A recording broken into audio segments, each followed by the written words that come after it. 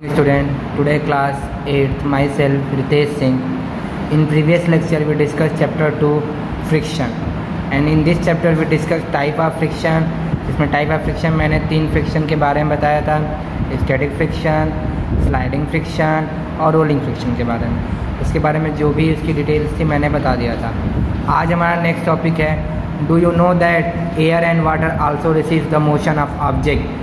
मतलब कि आप जानते हैं कि जो एयर और वाटर होता है वो भी मोशन को क्या करते हैं, रेसिस्ट करते हैं। तो इसके बारे में पढ़ेंगे। अब तक हमने क्या पढ़ा था कि सॉलिड सब्सटेंस या दो ऑब्जेक्ट जिनके बीच कांटेक्ट फोर्स हो वही क्या करते हैं, फ्रिक्शन दिखाते हैं। लेकिन लिक्विड और एयर भी क्या दिखाते हैं, फ्रिक्शनल दिखाते हैं, जिसे कहते हैं फ्लूइड फ्रिक्शन के नाम जानते हैं। ठीक है, air water and other fluid also receive the motion of an object due to friction. Air होते हैं, वाटर होते हैं और अदर फ्लूइड भी क्या होते हैं, किसी भी ऑब्जेक्ट के रिस्पेक्ट में फ्रिक्शन करते हैं, मतलब वो मोशन को रोकते हैं। The frictional force due to air water and other fluid is called fluid friction. जो फ्रिक्शनल फोर्स एयर वाटर और अदर फ्लूइड के द्वारा लगता है उसे हम क्या कहते हैं, फ्लूइड फ्रिक्शन के नाम से जानते हैं। ठीक है, it is the force that resist the movement of a solid object through a fluid.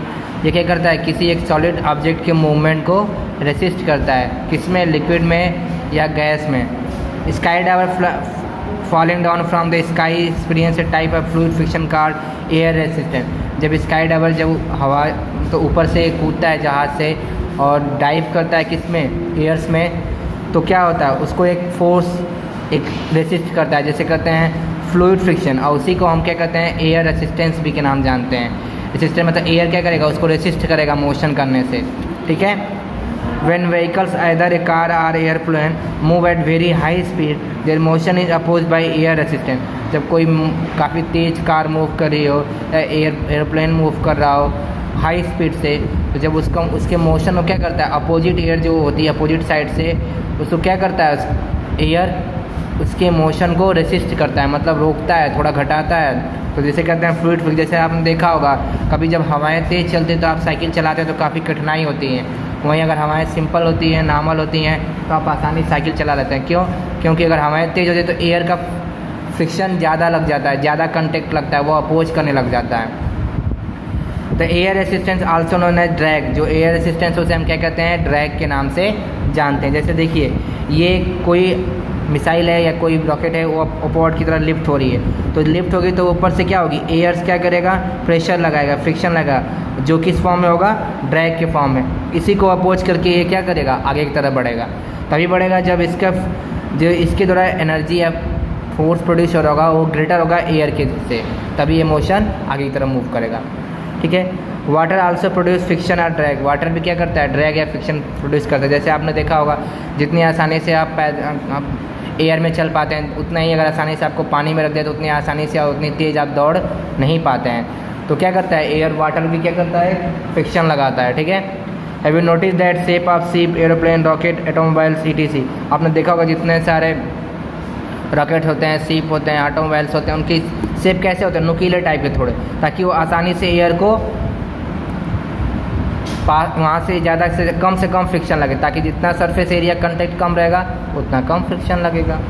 ठीक है, they are design is special shape called stream line shape. उसको कैसे डिजाइन किया जाता है, स्ट्रीम लाइन शेप में, to reduce the fluid friction और drag, जिसके कारण वो क्या करते हैं, वो ड्रैग को रिड्यूस करते हैं, फ्लूइड फ्रिक्शन को रिड्यूस करते हैं। ठीक है,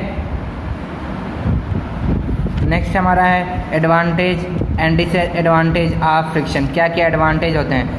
friction is very useful in our life.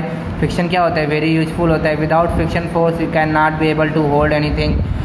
अगर फ्रिक्शन नहीं रहेगा तो ना किसी चीज़ को हम होल्ड कर पाएंगे, ना किसी चीज़ पे मोशन कर पाएंगे। ठीक है, object would slip and slide away from each other. क्या होगा, ऑब्जेक्ट एक दूसरे से ऊपर स्लिप हो जाएंगे, स्लाइड हो जाएंगे, वो चल नहीं पाएंगे, ये सब चीज़ें होने लगेगी। If there is no friction, अगर नहीं फ्रिक्शन होगा, जैसे दो ऑब्जेक्ट मैंने रखा है एक दूसरे के ऊपर, तो अगर उन पर फ्रिक्शन नहीं होगा तो दोनों ऑब्जेक्ट एक दूसरे से स्लाइड कर जाएंगे, उधर गिर जाएगा, एक दूसरे साइड गिर जाएगा। ठीक है, if it is the because friction that we can ride. Friction के कारण हम लिखते हैं, चलते हैं, ओपन डोर्स करते हैं, टर्न टैप्स का etc।